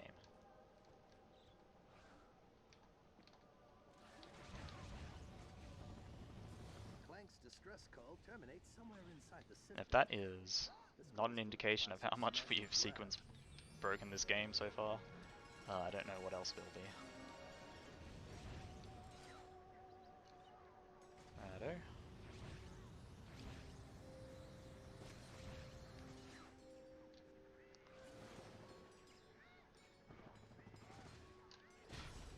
That was close. Gonna high jump onto these rocks. And nice, this is number 35 out of 40. We have 2 more in the Corvus sector and then 3 revisits to Great Clock sections.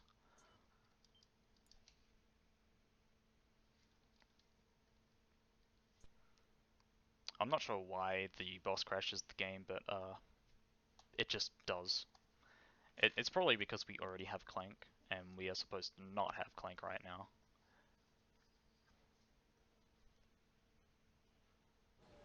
The game most likely tries to give Clank to you twice, and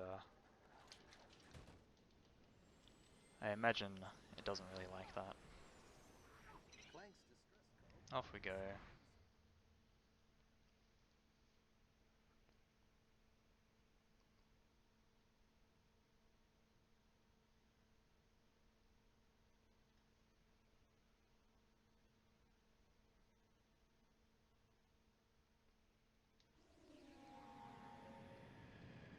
Alright, this will be the last sector that we go to. We don't need to go here for any sort of story purpose, but it is where Gimlick Valley, one of the planets earlier, was located. And it just happens to be unlocked once you complete it. But there are 2 gold bolts here. One of them is on one of the longest moons in the game, and the other is the final arena moon that we need to do.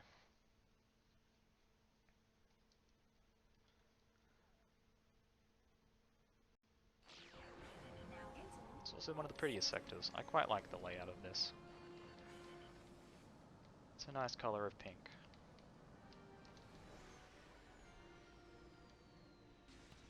So here's another section that we would normally need the Omni Soaker, but with a good double jump, which I think that is, we can hit the very bottom of a checkpoint on this platform. Yep, there we go. And there's a bolt crank there that normally involves the Omni Soaker. If we get onto this pole, which easier said than done sometimes, we can glide over this gap with a pretty good double jump. A lot of Moon stuff is mostly around using gadgets as little as possible if they aren't named the hover boots. Yeah, we're going to skip a combat section and then we're going to jump to our death. Rest in peace. Except we hit another checkpoint.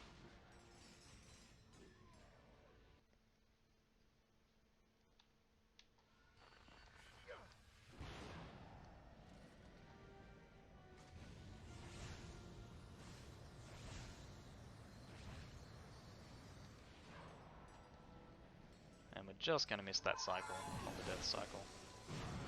So we have to clear these enemies. And that debatably makes this trick not worth, but... oh well.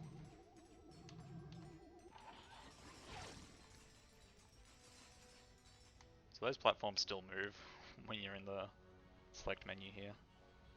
So you can sort of see the detail.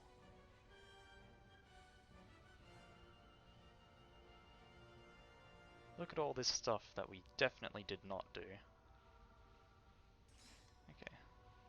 where are we at? Right next to the gold bolt.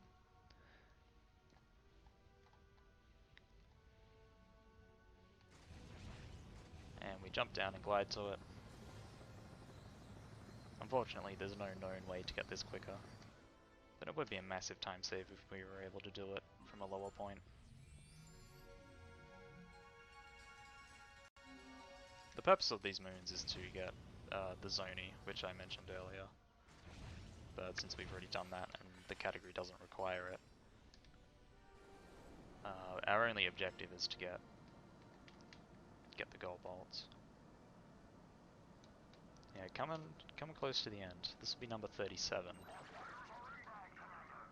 Call this Sigma.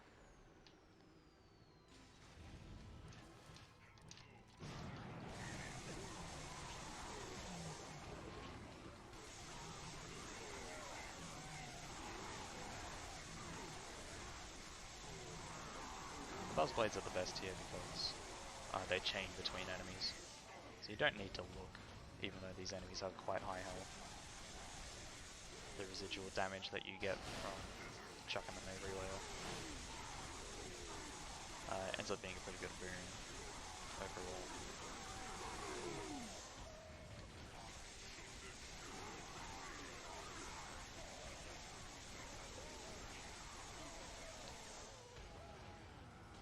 Yeah, searching for these last enemies is a pain. It's always the shield ones. I don't know what it is. Alright. There they are. As small as these moons are, you can get lost on them.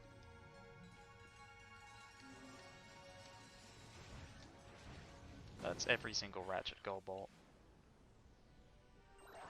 And what we're going to do is going to finish off by getting 3 gold bolts in the... Did you see that? I tell you, something's wrong with this save file.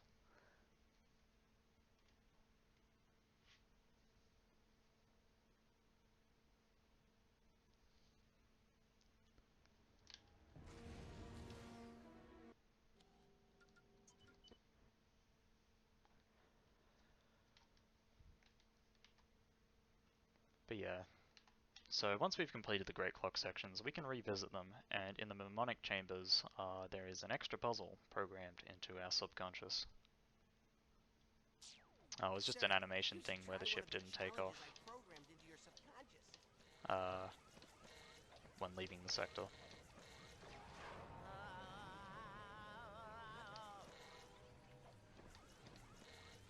Maybe I should clean out my PS3.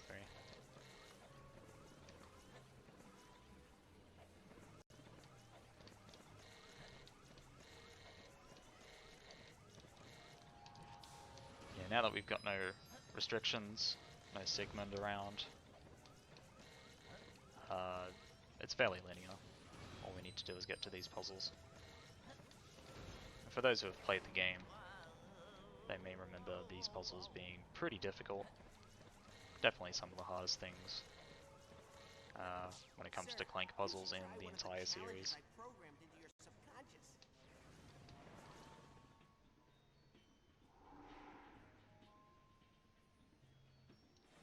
Hello, Father. Omni sequencing complete in temporal substation Delta. But what we're going to do, instead of doing the puzzle, we are hopefully, if my consistent method works, clip right in. Yep, there we go. So, fairly similar to the other clips we've done in the Clank sections. Just 2 sort of vertical strips of wall that are able to be intersected and then clipped through. And that pushes us leftwards into the chamber with the gold bolt. Yeah, I was having trouble with that earlier on. So I'm glad I managed to get at least one. I might go for the consistent method, like the actual consistent method, for this second one. And plus it shows off something that, something new, something that we don't normally see in this run.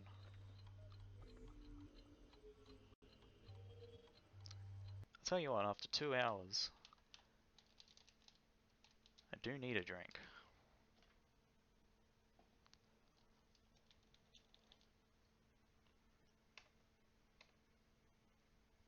Check for donations again. No. Sir, you should try one of the challenges I programmed into your subconscious. Huge thanks to everyone in the RAC community and all of my friends that donated tonight.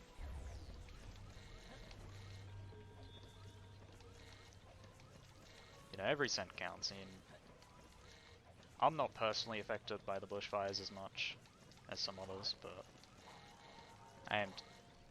I am in central New South Wales, and there is always the fear that one day there might be a bushfire around here that's severe enough. Sir, you should try one of the challenges I programmed into your subconscious.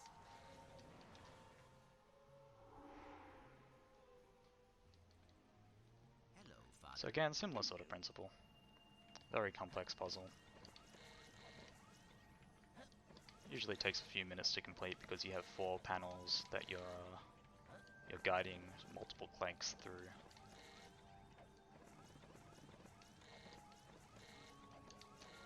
And the prize is just beyond that door.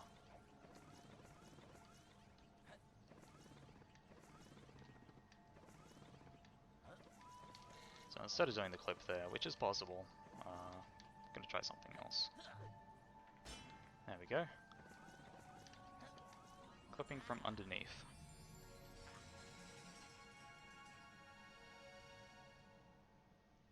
Well done.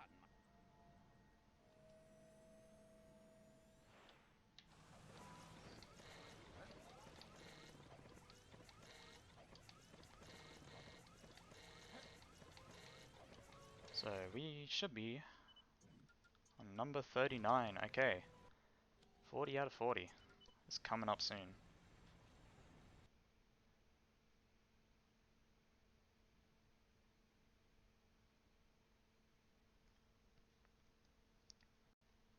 And I'll sort of explain what's going on with the clip there.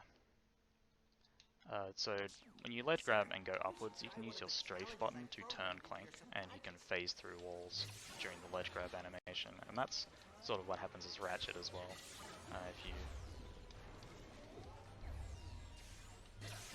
If you remember some of the ledge grab clips we've done earlier.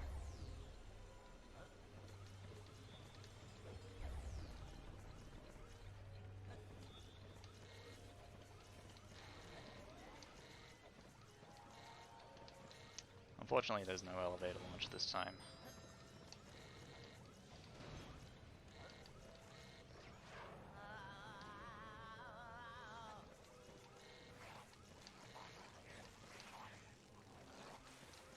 So the thing about this final challenge, and what I think makes it fitting as a final challenge, is that there is no way to clip into the box that we know of. So instead we have to do this legitimately. Hello, Father. Now Orvis, Mario, telling us what to do. Temporal recording initiated. So there's set timings that I have in my head, where I get on and off buttons. So 48, sit here for a while.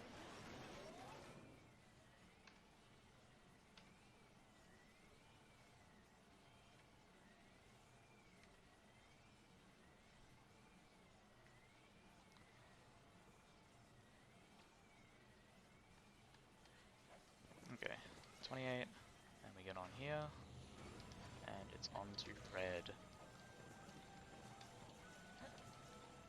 Temporal recording initiated. Speaking of red, there is a player called Red's the Name, or Duck, who basically made this run possible by showing some of the file manips off. And without him, I don't think this game would be half as good as a speed game. Oh, I might be running a bit low on time here.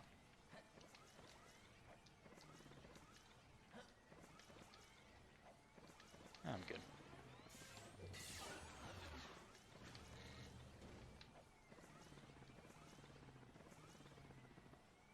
Okay.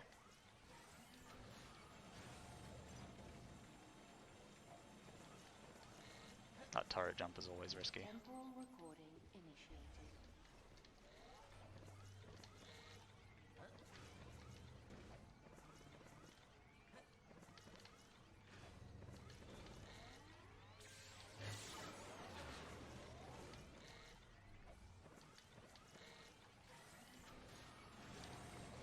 And one more we need to guide. Temporal recording initiated.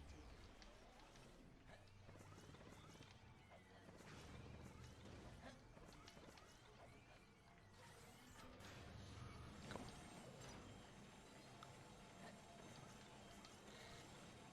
And now we hope it all syncs, because sometimes it can desync.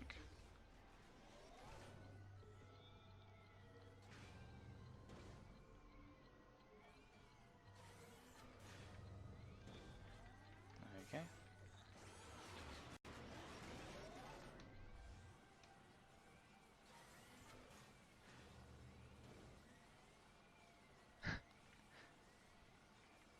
$21.79 from your boy Skelly. Shout out to Big Mob, you legend. Shout outs to you, one of my best friends. Love you, Skell.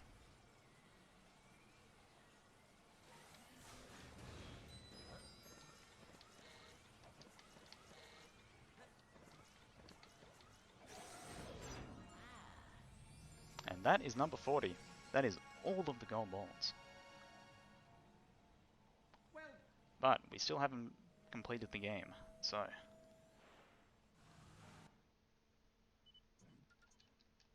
we need to get back to Great Clock Sector 5. AGB get, all AGBs.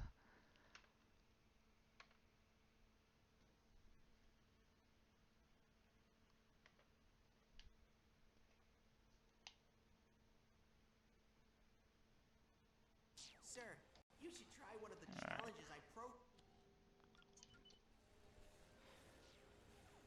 Time will be coming up in about a minute from here.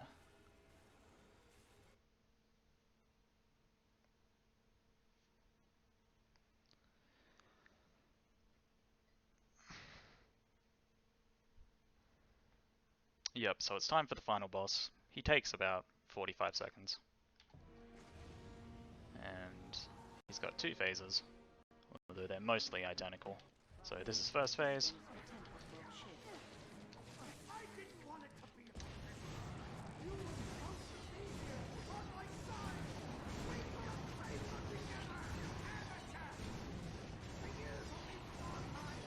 Obviously he's got a lot of health. He's a final boss. But you're down to the second phase of the final boss now. So time's coming up in about 20 seconds. 15 maybe.